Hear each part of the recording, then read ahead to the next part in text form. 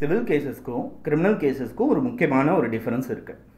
Civil கேஸை பொறுத்த வரைக்கும் ஏ வர்சஸ் பி, ஒருத்தர் இன்னொருத்தர் மேலே ஒரு கேஸ் ஃபைல் பண்ணுறாங்க. அவங்கக்கிட்ட தனிப்பட்ட முறையில் ஒரு ரெமெடி ஒன்று கேட்குறாங்க. அதாவது இந்த பணத்தை கொடுக்கணும், இல்லை இந்த கான்ட்ராக்டை முடிச்சு கொடுக்கணும் அப்படின்னு சொல்லி நேரடியாக அவர் மேலே தனிப்பட்ட முறையில் ஒரு ரெமெடி கேட்குறது சிவில் கேசஸில்.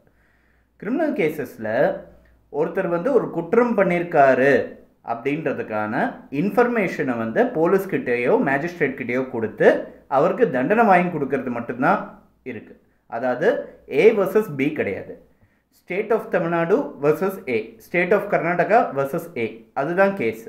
அதை பாதிக்கப்பட்டவர் ஏவாக இருந்தால் பியாக இருந்திருந்தாங்கன்னா அவர் ஒரு இன்ஃபர்மேஷன் தகவலை போலீஸ்கிட்டேயோ இல்லை அதை கம்ப்ளைண்ட்டாக மேஜிஸ்ட்ரேட்கிட்டேயோ கொடுப்பாரு.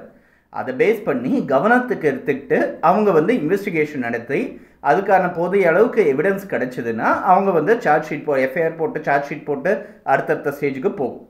ஸோ இந்த தகவல் கொடுக்கறதோட மட்டுமே அவரோட வேலை முடிவடையிறது. டெக்னிக்கலி ஸ்பீக்கிங், ஸ்ட்ரிக்ட்லி ஸ்பீக்கிங் அதோட அவரோட வேலை முடியுது. ப்ராக்டிக்கலாக பார்த்தோன்னா இவர் ஒரு கேஸோட விக்டிமாக இருப்பார். ஸோ தகவலை கொடுத்துட்டோம், இனிமேல் போலீஸ் பார்த்துக்கோன்னு சொல்லி அவராலையும் அலட்சியமாக இருக்க முடியாது. அந்த கேஸோட டெவலப்மெண்ட்டும் போது அவர் தலையிட்டு அந்த எதிர்த்தரப்பினருக்கு தேவையான தண்டனையை வாங்கி கொடுக்கறதுக்கு எதனா தவறு எதனா இருந்ததுன்னா அதை எடுத்து சொல்கிறதுக்கு அவருக்கு ஒரு வாய்ப்பு ஒன்று கொடுக்கணும். ஸோ இந்த தலையிடல் பண்ணுறதுக்கான வாய்ப்புக்கு பேர் தலையிடலுக்கான ஒரு மனு ஒன்று ஃபைல் பண்ணுறதுன்றது இருக்குது. இதுக்கு பேர் இன்டர்வீனார் அப்படின்னு பேர். இந்த இன்டர்வீனாருக்கான பெட்டிஷனை கோர்ட்டில் ஃபைல் பண்ணுறதுக்குன்னு தனியாக ஒரு ப்ரொசீஜர் ஒன்று கொடுக்கப்பட்டிருக்கு. இந்த இன்டர்வீனர் பெட்டிஷன் ஃபைல் பண்ணுறதுக்கான ரைட்ஸ் எந்த அளவுக்கு வந்ததுன்றதுக்காக அது சம்மந்தப்பட்ட ஒரு முக்கியமான ஒரு சுப்ரீம் கோர்ட் கேஸை பற்றி தான் இன்றைக்கி நம்ம வீடியோவில் பார்க்க போகிறோம். இன்டர்வீனர் பெட்டிஷன் ஃபைல் பண்ணி இன்னொருத்தருக்கு கொடுக்கக்கூடிய ஒரு அக்விட்டல் வரதா இருந்தால் அது தலையிட்டு இல்லை ஒரு தண்டனை கொடுக்கறதா இருந்தால் ஒரு பெயில் வாங்குறதா இருந்தால் இமீடியட்டாக இன்டர்வீனர் பெட்டிஷன் ஃபைல் பண்ணுறதுன்றது இருக்குது. அக்யூஸ்ட் பெயில் ஃபைல் பண்ணுறாருன்னா இமீடியட்டாக விக்டிம் ஒரு இன்டர்வீனர் பெட்டிஷன் ஃபைல் பண்ணுறதுன்றது இருக்குது. ஸோ இந்த இன்டர்வீனர் பெட்டிஷன் ஃபைல் பண்ணுறதுக்கான பிரின்சிபல்ஸ் என்ன அப்படின்றது தான் பார்க்க போகிறோம். ஏன்னா டைரெக்டாக கிரிமினல் லாவை பற்றி பார்த்தோன்னா இது ஒரு டைவர்ஷன். இது ஏன்னா கிரிமினல் லாவை பொறுத்த வரைக்கும் ஸ்டேட்டு தான் ப்ராசிக்யூட்டிங் ஏஜென்சி, இவங்களுக்கு தலையிடுறதுக்கான ரைட்டே கிடையாது. ஆனால் தலையிடுறதுக்கான right honourable justice PN Bhagavathi கொடுத்த ஒரு ஜட்ஜ்மெண்ட்டில் சுப்ரீம் கோர்ட்டில் கொடுக்கப்பட்டிருக்கு.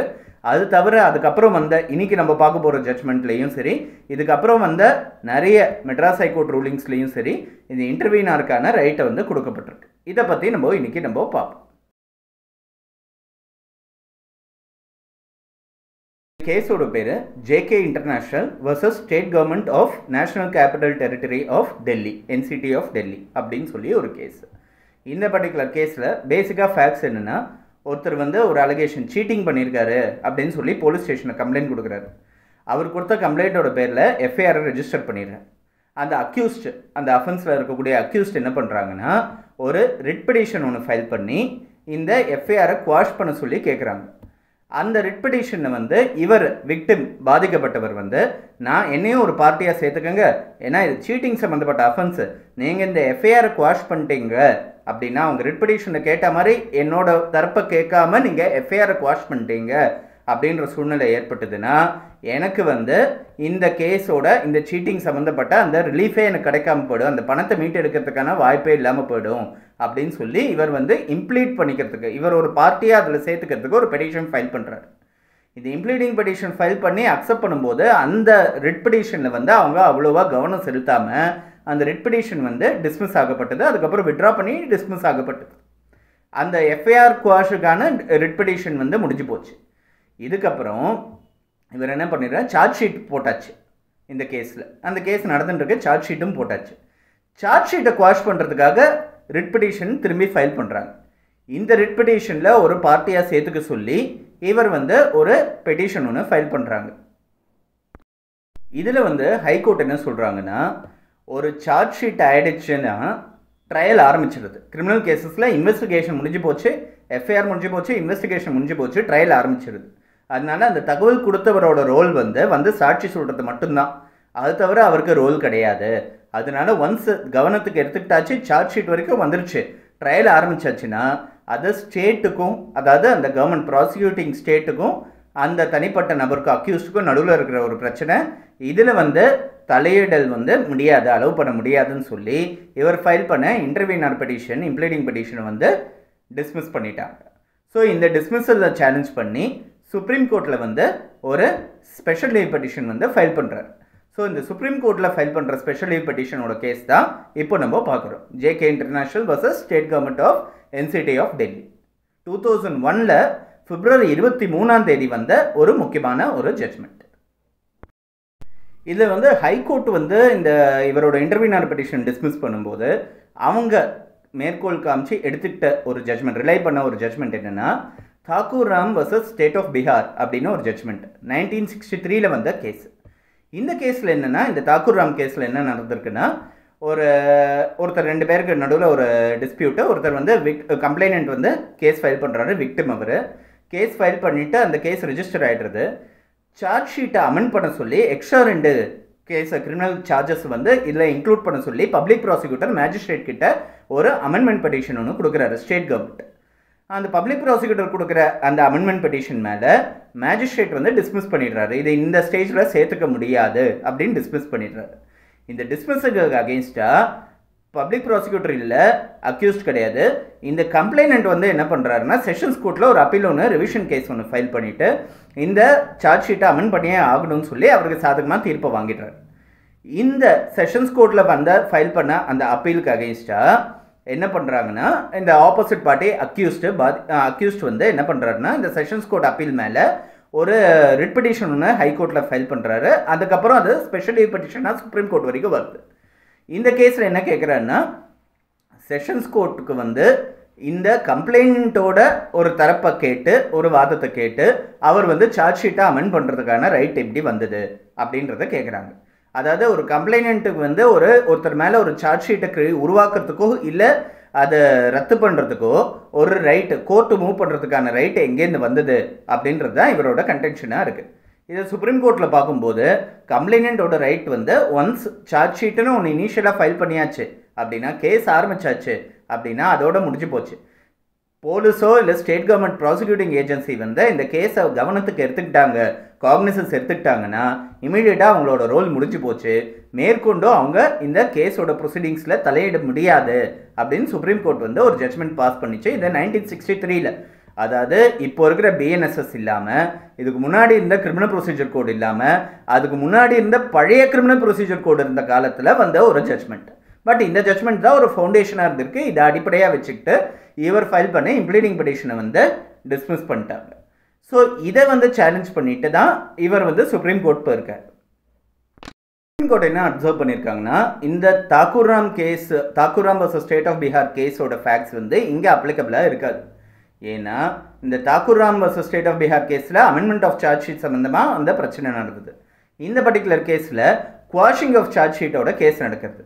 இதுவே சார்ஜ் ஷீட் ஃபைல் பண்ணுறதுக்கு முன்னாடி இருந்த ஸ்டேஜில் இவர் குவாஷ் பெட்டிஷன் ஃபைல் பண்ணுறதா இருந்தார். ஆனால் இவர் வந்து ட்ரையல் ஆரம்பிக்கலன்றதுனால அந்த கம்ப்ளைண்ட் கொடுத்தவர் டிஃபேக்டோ கம்ப்ளைண்ட்டை வந்து ஒரு பார்ட்டியாக சேர்த்துருக்க வேண்டிய சூழ்நிலைன்னு இது வரைக்கும். ஆனால் இந்த பர்டிகுலர் கேஸில் சார்ஜ் ஷீட் ஃபைல் பண்ணியிருக்காங்கன்ற ஒரே காரணத்தினால, ஏன்னா ஏற்கனவே எஃப்ஐஆர் குவாஷுக்கான பெட்டிஷன் ஃபைல் பண்ணார், இவர் வந்து பார்ட்டியாக சேர்ந்துட்டாருன்னு அந்த பெட்டிஷன் அப்படியே விட்டுட்டார். இப்போ சார்ஜ் ஷீட்டு குவாஷ் போடும்போது இவர் வந்து பார்ட்டியாக சேர்க்கறதுக்கான ரெசிஸ்ட் பண்ணுறதுக்கான ரீசனே இதுதான். ஏன்னா இவர் வந்து பார்ட்டியாக சேர்ந்துட்டாரு அப்படின்னா அதை வந்து விட்ரா பண்ணிட்டார் ஏற்கனவே ஒரு கேஸில். இப்படி இருக்கும்போது இந்த சார்ஜ் ஷீட்டை குவாஷ் பண்ணுற பெட்டிஷனில் வந்து இவரை ஒரு பார்ட்டியாக சேர்க்கும்போது இதை வந்து மேற்கொண்டு ப்ராசிக்யூட் பண்ணுறதுக்கு அவர் ஒரு சில தயக்கத்தை வெளிப்படுத்துகிறார். அப்படி இருக்கும்போது இந்த சார்ஜ் ஷீட்டை குவாஷ் பண்ணுறதுக்கான ஒரு பெட்டிஷனை வந்து இதோட முடிஞ்சு போயிடும். ஒரு வேளை அக்யூஸுக்கு சாதகமாக தீர்ப்பாச்சுன்னா அதோட முடிஞ்சு போயிடும். அந்த சார்ஜ் ஷீட்டே வந்து குவாஷ் ஆகிடும். அந்த கேஸ் அவர் மேலே எந்த விதமான கிரிமினல் ரெக்கார்டும் இருக்காது. ஸோ இந்த மாதிரி ஒரு சூழ்நிலையில் கம்ப்ளைனண்ட்டு அவரோட தரப்பு வாதத்தை கொடுக்கறதுக்கான ஒரு வாய்ப்பு கொடுக்கணும் அப்படின்னு சொல்லி பகவான் சிங் வர்சஸ் கமிஷனர் ஆஃப் போலீஸ்னு சொல்லி சுப்ரீம் கோர்ட்டில் நடந்த ஒரு கேஸை ஆனரபிள் ஜஸ்டிஸ் பாகவதி கொடுத்த ஒரு ஜட்ஜ்மெண்ட்டு. அதில் வந்து எஃப்ஐஆர் நடந்த அப்புறமும் கூட அந்த கம்ப்ளைண்ட்டில் அந்த விக்டிம், அந்த கம்ப்ளைண்ட் கொடுத்தவர் வந்து ஒரு வேளை இறந்து போனவரோட அடுத்த சொந்தக்காரராக இருக்கலாம், இல்லை வேற யாருன்னா பாதிக்கப்பட்டவராக இருக்கலாம், ஏமாற்றத்தில் பாதிக்கப்பட்டவராக இருக்கலாம். இந்த பர்டிகுலர் கேஸில் criminal breach of trust and cheating அது மேலே தான் கேஸ் ஃபைல் பண்ணியிருக்காங்க.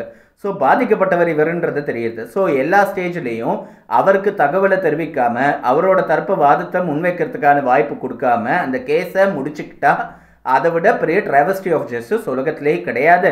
அதை அலோவ் பண்ணக்கூடாது. அதனால அந்த அக்யூஸ்ட் விட ஈக்குவல் ரைட்ஸு அந்த விக்டிம்க்கும் கம்ப்ளைனண்ட்டுக்கும் கொடுக்கணும்.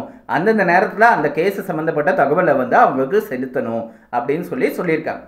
ஸோ இந்த கேஸையும் பேஸ் பண்ணி இந்த கேஸை அடிப்படையாக வச்சுக்கிட்டு இந்த இந்த சுப்ரீம் கோர்ட் என்ன சொல்லியிருக்காங்கன்னா, அந்த பர்டிகுலர் விக்டிம்க்கு கம்ப்ளைனண்ட்டுக்கு தலையிடுறதுக்கான ரைட் இருக்குது. அவரோட தரப்பு வாதத்தையும் கேட்டு தான் இந்த குவாஷ் பெட்டிஷனை கம்ப்ளீட் பண்ணணும் அப்படின்னு சொல்லி சுப்ரீம் கோர்ட் கொடுத்த ஒரு ஜட்ஜ்மெண்ட். ரொம்ப ஒரு முக்கியமான ஜட்ஜ்மெண்ட். இதை ஒரு ஃபவுண்டேஷனாக வச்சுக்கிட்டு ஒரு பெயில் மேட்டர்ஸில், பெயில் அப்ளிகேஷன்ஸில் ஃபஸ்ட்டு ஃபைல் பண்ணுறது ஒரு இன்டர்வியூனர் பெட்டிஷன் தான் ஃபைல் பண்ணுவாங்க பாதிக்கப்பட்டவங்க. அதுவும் குறிப்பாக சொல்ல போனால் எக்கனாமிக் அஃபென்சஸ் இல்லை கமர்ஷியல் சம்மந்தப்பட்ட அஃபென்சஸ்லாம் பெயில் அப்ளை பண்ணுறாங்கன்னா இமீடியட்டாக ஒரு இன்டர்வியூனர் ஃபைல் பண்ணுவாங்க, பெயில் கொடுக்கக்கூடாது அப்படின்றதுக்கான. ஸ்டேட் கவர்மெண்ட்டுக்கு தெரியாமல் பப்ளிக் ப்ராசிக்யூட்டர் முன்வைக்காத ஒரு சில விஷயங்களை கூட அந்த விக்டிம் வந்து முன்வைக்க முடியும். ஏன்னா பாதிக்கப்பட்டிருக்காங்க, அவங்க நேரடியாக அந்த ஃபேக்ட்ஸில் சம்மந்தப்பட்டவங்கன்றதுனால. அதனால் அவங்களுக்கு ஒரு வாய்ப்பு கொடுக்கணுன்றதுக்காக இன்டர்வியூனர் பெட்டிஷன் ஃபைல் பண்ணுறதுக்கான ஒரு முக்கியமான ஒரு ஜட்ஜ்மெண்ட்டாக வந்து இதை நம்ம எடுத்துக்கலாம்.